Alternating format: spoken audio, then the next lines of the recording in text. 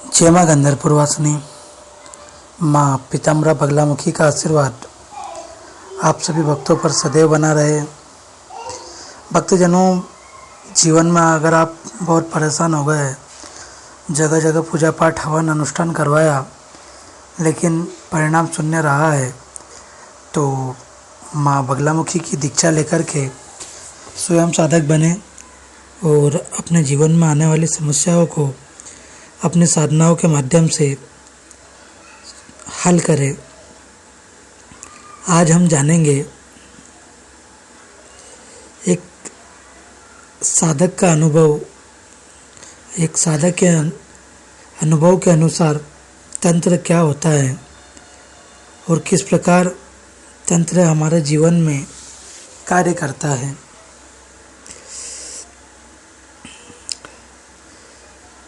साधक कहता है कि मेरा केवल एक ही उत्तर होगा कि संपूर्ण जीवन के क्षेत्र में साधनात्मक कर्म का ज्ञान तंत्र आपको वास्तव में कर्मयोगी बनाता है। वह आपको संसार में रहते हुए भी विरक्त बनाता है। तंत्र आपको कठोर साधना की प्रेरणा देता है, लेकिन साथ यह भी निर्देशित करता है कि संसार में रहो, समाज में रहो, परिवार में रहो, लेकिन उसके मोह में मत फंसो। अपना कर्तव्य करने का परामर्श देता है, लेकिन उसमें डूबकर नहीं। मान लो आज आपने साधना का तंत्र ज्ञान प्राप्त करने का मार्ग अपना लिया, साथ ही अपने परिवार का मोह, अपने व्यवसाय का मोह भी नहीं छोड़ा, तो आप दो बराबर भागों में बढ़ गए। अब आप न तो पूरी तरह परिवार के हैं, न व्यवसाय के और न ही तंत्र के। इस प्रकार ना तो आपको खुदा ही मिलेगा, ना मिसाल सनम, ना इधर के रहोगे ना उधर के रहोगे। यह तंत्र का दुर्भाग्य है। लोग तंत्र के क्षेत्र में तब आते हैं जब पूरी तरह डूब चुके होते हैं।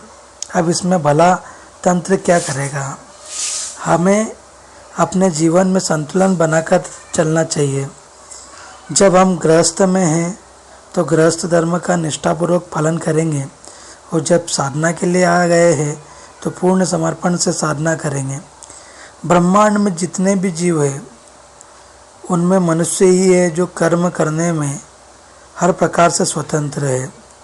इस स्वतंत्रता के कारण मनुष्य जैसा भी अच्छा बुरा कर्म करना चाहता है वह कर गुजरता है, लेकिन अच्छे या बुरे कर्मों के फल पर उसका कोई अधिकार नहीं है। जिस प्रकार एक विद्यार्थी को परीक्षा देने के पश्चात परिणाम आने तक उस पर कोई अधिकार नहीं होता है, वही स्थिति मनुष्य के कर्मों की होती है। वेदों में कहा गया है, हे परमात्मा, मैंने आपको साक्षी मानकर कर्म किया है, इसलिए जो कुछ भी अच्छा बुरा हुआ वह सब आपको समर्पित है। यह समर्पण ही मनुष्य को कर्मों की आसक्ति से मुक्ति दिलाता है और साधक को सफलता।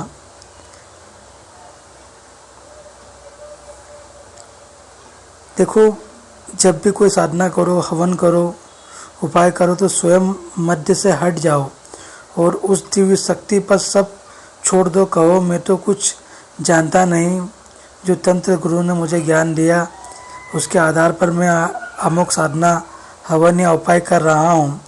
मेरे इस कार्य में यश भी आपका है और अपयश भी आपका ही है।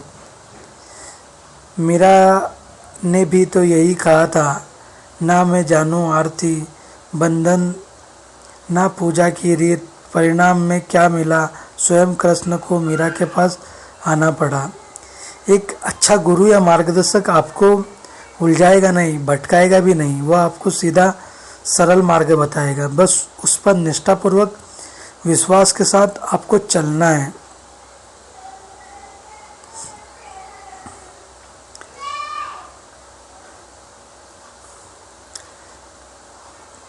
देखिए,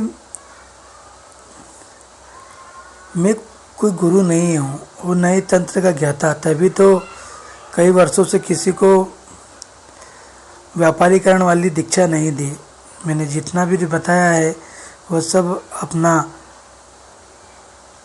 कर्तव्य और धर्म समझकर प्रदान कर रहा हूँ वह स्वार्थी पाखंडी तंत्र गुरु पहले दीक्षा देते हैं, शिक्षा नहीं, क्योंकि उनके पास है ही नहीं, वह किसी को भला कैसे देंगे।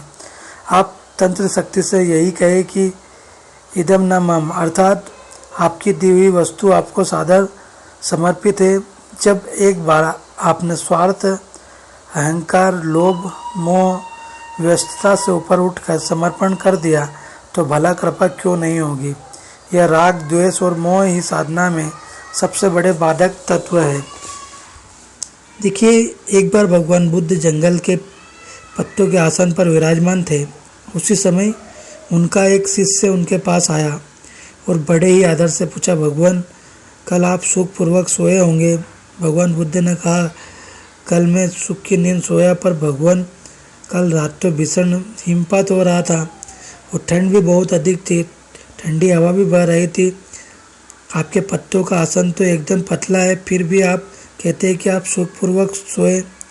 भगवान बुद्ध बोले, मान लो किसी गृह स्वामी के पुत्र का कक्ष चारों ओर से बंद हो और पलंग पर एक मोटा मुलायम गद्दा बिछा हो, कोमल तकिया भी हो और सेवा के लिए कुछ सेवक सेविकाएं भी हो, तब क्या गृह स्वामी का पुत्र आराम से सो सकेगा?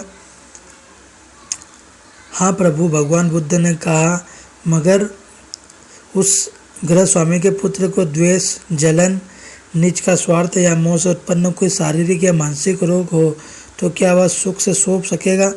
नहीं, वह सुख से नहीं सो सकेगा। इस पर भगवान बुद्ध ने कहा, राग, द्वेष, जलन, स्वार्थ और मोह से उत्पन्न होने वाली मेरी भावना जड़ मूल से नष्ट हो गई है। इसी कारण मुझे सुख की नींद आई। यही स्थिति हमारी साधना की है।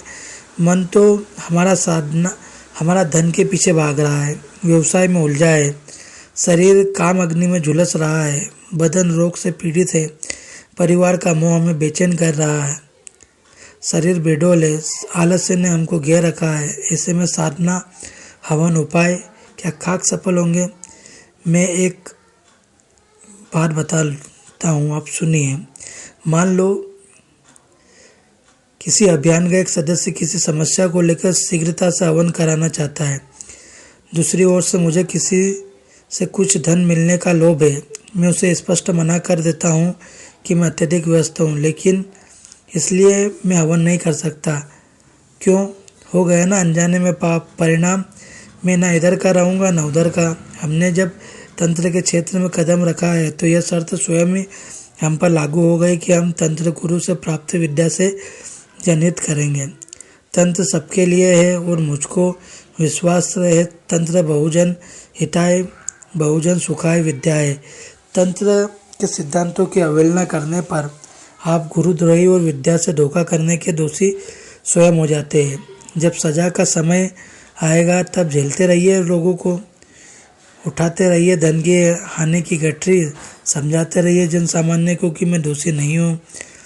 आप यह भूल जाते हो कि आप नक्कार खाने में है जहाँ तूती की आवाज़ कोई नहीं सुनता। मैं तभी अपने प्रवचन में कहता हूँ कि तंत्र में एक मार्गी व्यवस्था है। आप तंत्र के क्षेत्र में आए या ना आए, आपकी इच्छा है।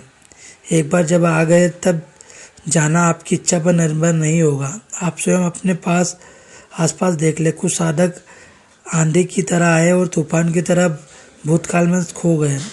आज लाखों खोजने पर भी वह नहीं मिलते। आज एक बहुत ही सुंदर बात बता रहा हूँ। यह सामान्य लोक भाषा में प्रचलन में है, किंतु अद्भुत शक्ति संपन्न और स्वयं सिद्ध भी है। प्रातःकाल स्नान ध्यान से निवृत्त होकर 3 बार स्वर हनुमान चालीसा का पाठ करें। इसके पश्चात हनुमान जी को मोदक का भोग लगाए। इसके बाद देसी डली वाला कपूर जलाए और उसकी जो भस्म बने उसका ललाट पर तिलक करके जाए। शत्रु मौन होंगे, महत्वपूर्ण कार्य बनेंगे। यह प्रयोग मंगलवार और शनिवार को विशेष प्रभावशाली होता है। किसी तांत्रिक भगत मांत्रिक ओझा के पास न जाए। यह आपका पैसा समय खराब करेंगे, आपको भ्रमित करेंगे, आपका आत्मविश्वास कमजोर हो जाएगा, आप नकारात्मक ऊर्जाओं से घिर जाएंगे, क्योंकि इन लोगों को कुछ नहीं आता है। ये लोग पैसा कमाने के लिए बैठे हुए हैं। इसीलिए योग्य साधक गुरु के सानिध्य में ही तंत्र के क्षेत्र में आए। यह एक कड़वा सत्य भी है कि जिसके पास स्थान है आप उसी के पास में तंत्र को सीखे, वरना आपके जीवन में बिन बुलाए समस्याएं आ सकती है। तंत्र के क्षेत्र में यह तंत्र का दुरुपयोग रोकने हेतु माँ पीताम्बरा बगलामुखी की साधना आराधना करने हेतु माँ के दिव्य दरबार में संपर्क करें, स्वयं साधक बने, दूसरों के भरोसे पे बिल्कुल भी ना रहे। जय माँ बगलामुखी, जय श्री महाकाल।